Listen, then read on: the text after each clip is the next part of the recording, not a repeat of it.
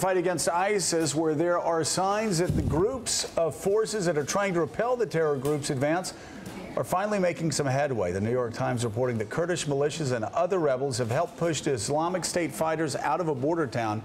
And the Iraqi military's released this video claiming that they show that some of their airstrikes are hitting ISIS positions. NBC News has not independently confirmed the authenticity of the video, but with us from Capitol Hill, we've got member of the Senate Intelligence Committee, Senator Mark Warner of Virginia. Senator Warner, thank you so much for being with us. We always appreciate you being here. Thanks. I guess the $64,000 question, at least this summer, is ISIS winning or losing, and are we doing enough? I think that you are seeing progress by the Kurdish Peshmerga pushing back some of the ISIS forces.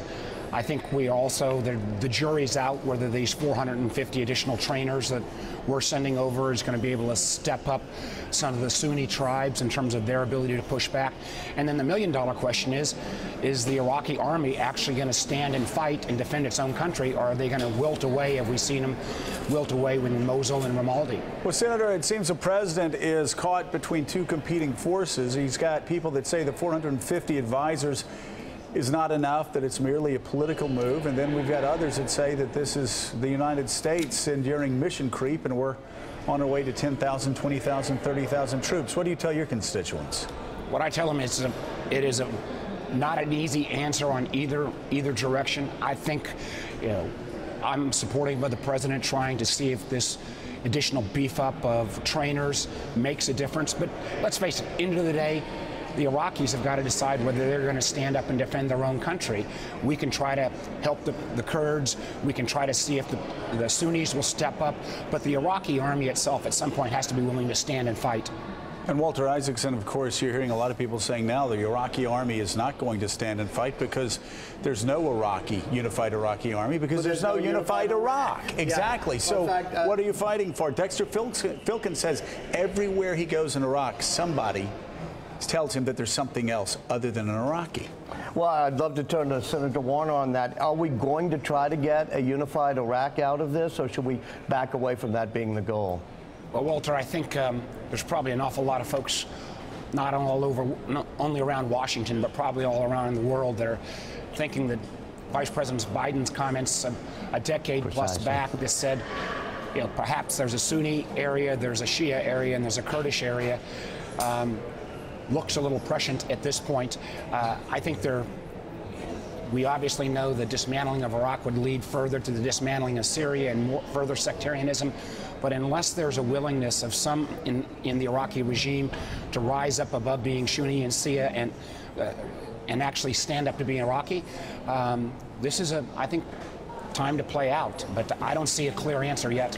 If I could change the topic just briefly, you and I talked at one point about what you call the Uber or the TaskRabbit economy. We're going into a whole new economy. People talking on the campaign trail about all sorts of 20th century economic ideas, but haven't focused on how we're going to have a new worker economy, and you want to do that. Tell me about that. Well, thanks, Walter.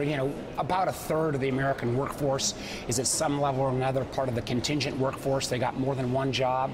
A smaller number of those are in the so-called gig economy, where they're cobbling together 2 or 3 different jobs. They're an Uber driver, they're an IT consultant, they rent out their home, Airbnb. Airbnb's got more rooms than Marriott. And what I don't hear out of the 25 folks running for president is anybody talking about this. There's no social contract, no unemployment, no workman's comp. I'm not sure we can go back to a 20th century model, but for particularly the millennials, which are now the largest age cohort in our country, who are thinking about work in a different way, I think some policymakers, I'm trying to lay out some ideas about how we ought to think about some form of social contract so they don't go from doing well to falling upon public assistance programs if the bottom falls out.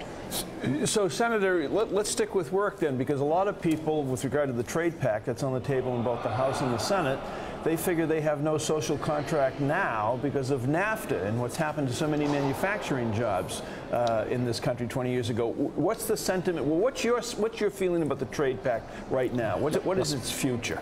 I strongly support moving forward with trade. 95% of all the future partners and customers for American goods and services are going to be external.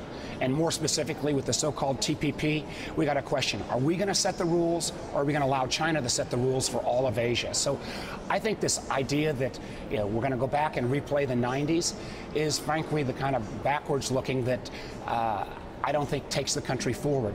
I think the new trade agreement, the new TPA agreements, they've got stronger labor, environmental, human rights standards. The fact is, a lot of people are concerned about China, but this TPP agreement doesn't specifically deal with China. It deals with the surrounding nations. Right. And I'd much rather have America set the rules than the Chinese. All right, Senator, thank you so much. Always love having you with us, Senator Mark Thanks. Warner. Still ahead, hostility toward the press, decades on the political scene, and a series of controversial issues. Our next guest sees a lot of parallels between Richard Nixon and somebody running for president of the United States this year. Historian Evan Thomas joins us next with a look at his revealing new book on Nixon, and we're going to be asking him what he and Walter Isaacson did in the summers, Monday through Wednesday, in 1984. We'll be right back.